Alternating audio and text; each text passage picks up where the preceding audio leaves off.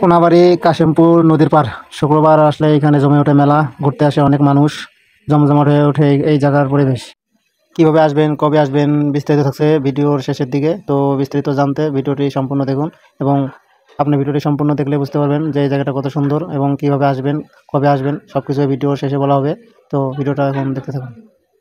আমিও প্রথম এই জায়গাটি মোবাইলে, ইউটিউবে বা ফেসবুকের মাধ্যমে দেখেছিলাম। তখন দেখে আমার জায়গাটা খুব ভালো লেগেছিল।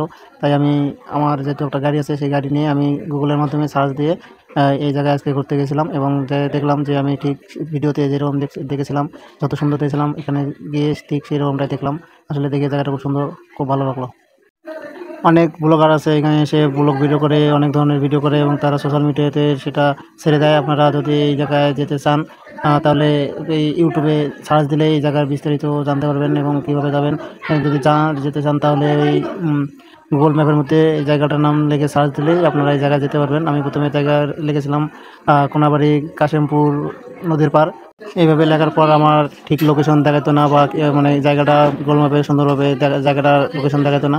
পরে যখন আমি লিখলাম কোনাবাড়ি কাশিমপুর কেন্দ্রীয় জামে মসজিদ, তখন দেখলাম যে আমার এই জায়গাটায় দেখাচ্ছে। পরে আমি সেই লোকেশন ফলো করে আসলাম। আসার পরে এই জায়গাটি দেখতে পেলাম। আপনারা যদি এই জায়গায় আসতে চান তাহলে ঠিক এইভাবেই আসতে পারেন।